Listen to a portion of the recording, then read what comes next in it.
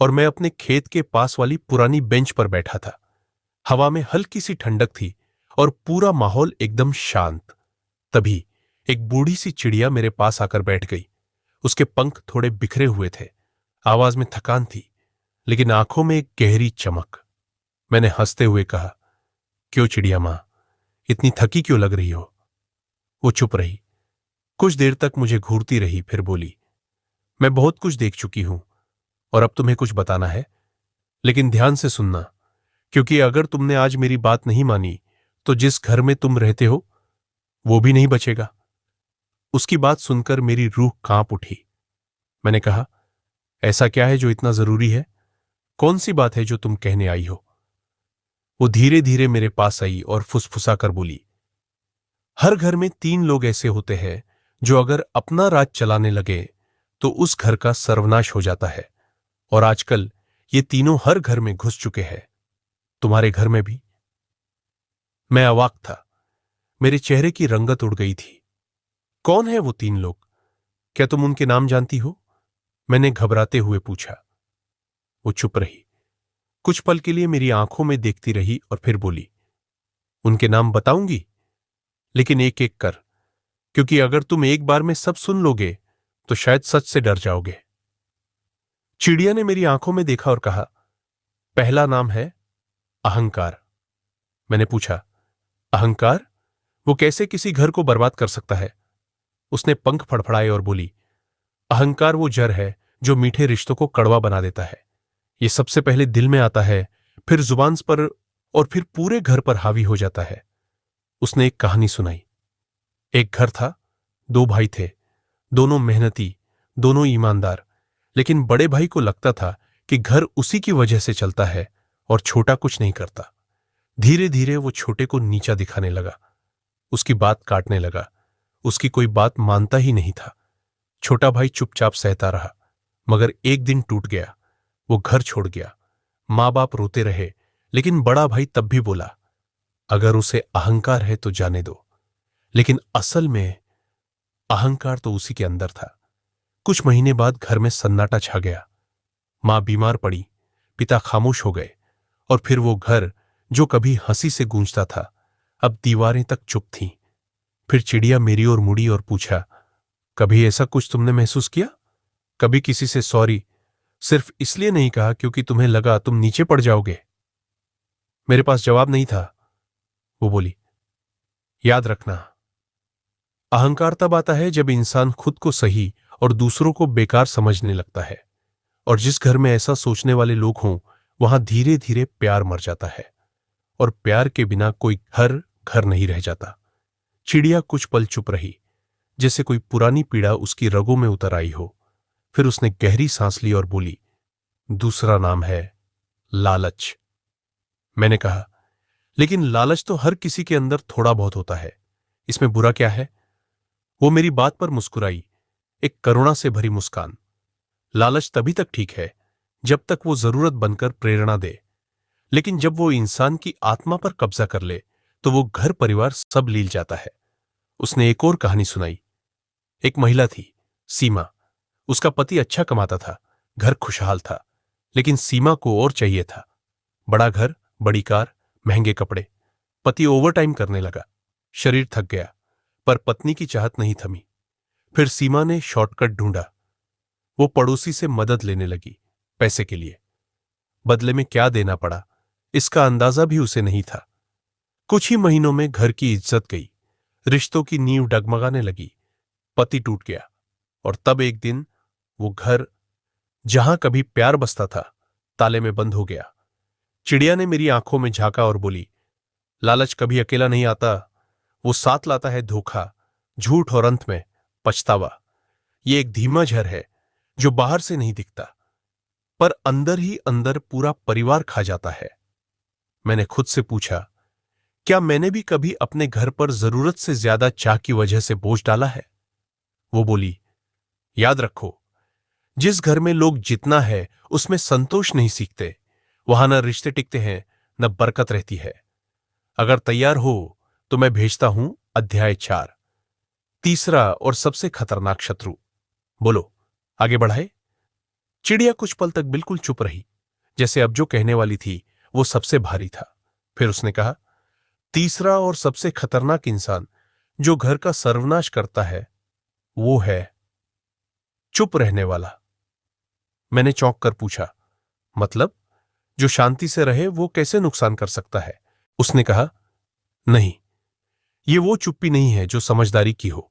ये वो चुप्पी है जो दर्द देखकर भी मुंह फेर लेती है, अन्याय देखकर भी खामोश रहती है और गलत होते हुए भी कुछ नहीं कहती।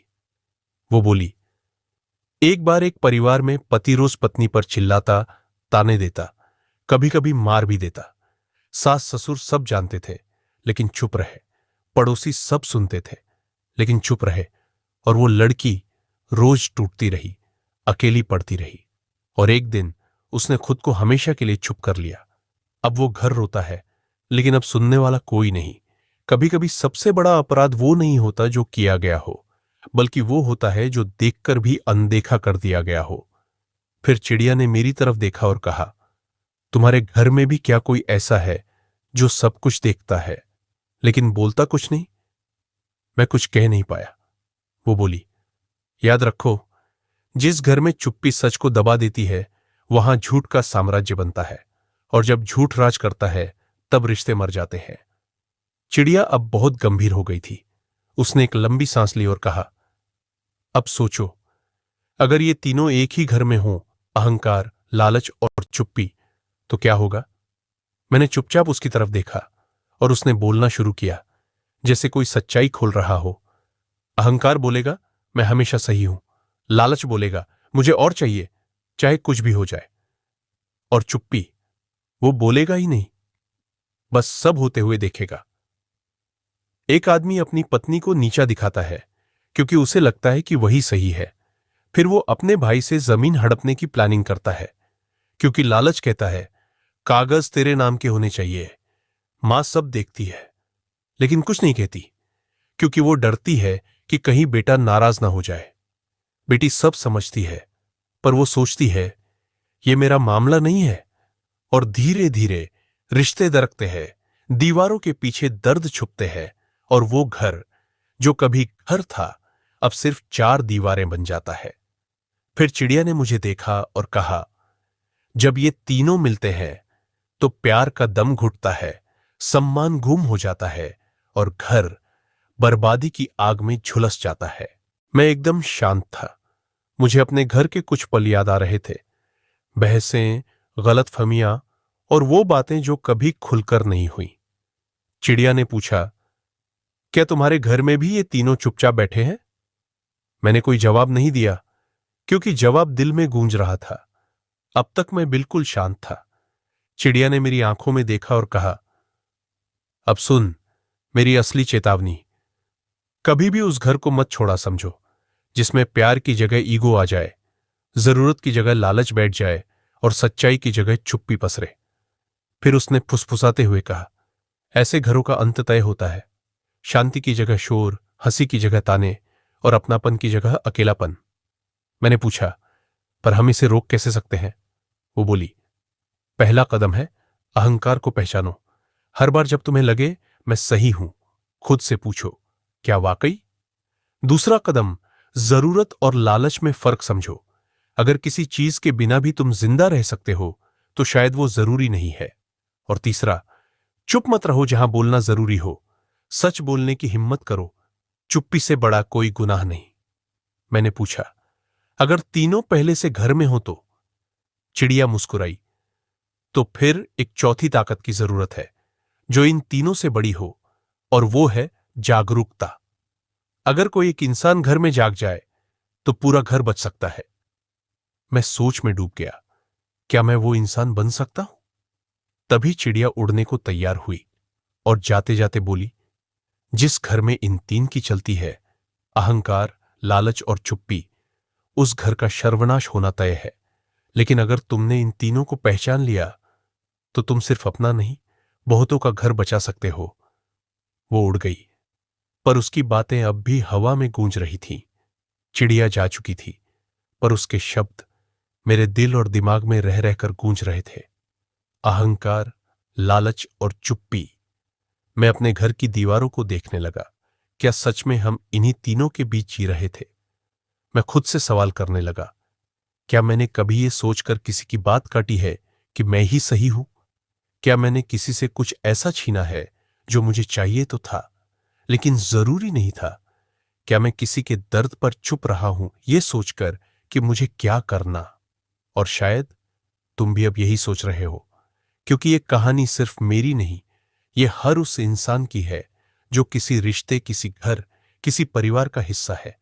अब सवाल ये नहीं है कि चिड़िया क्या कह गई, सवाल ये है, तुम क्या करने वाले हो? क्या तुम भी उन हजारों लोगों की तरह आंखें मूंद लोगे जो सोचते हैं हम क्या कर सकते हैं? या फिर तुम वो पहला इंसान बनोगे जो इन तीनों से लड़ेगा, अहंकार से, लालच से और चुप्पी से? क्योंकि याद रखना, अगर तुम नहीं बदले तो फिर कुछ भी नहीं बदलेगा। और इस कहानी का सबसे बड़ा सच यही है, जिस दिन घर में एक इंसान जागता है उसी दिन घर बदलने लगता है। अब तुम्हारे पास दो रास्ते हैं। एक, इस वीडियो को बंद करो और अपनी जिंदगी में वापस लौट जाओ, सब कुछ वैसा ही रहने दो।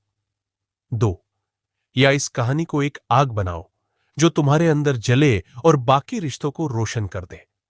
अब फैसला तुम्हारे हाथ में है। अगर तुमने इस कहानी से कुछ सीखा हो तो एक कमेंट में सिर्फ इतना लिख देना, मैं बदलूंगा। शायद किसी और को भी हिम्मत मिल जाए। और हां, अगर तुम चाहते हो कि यह आग और लोगों तक पहुंचे तो इस वीडियो को शेयर करना मत भूलना, क्योंकि बदलाव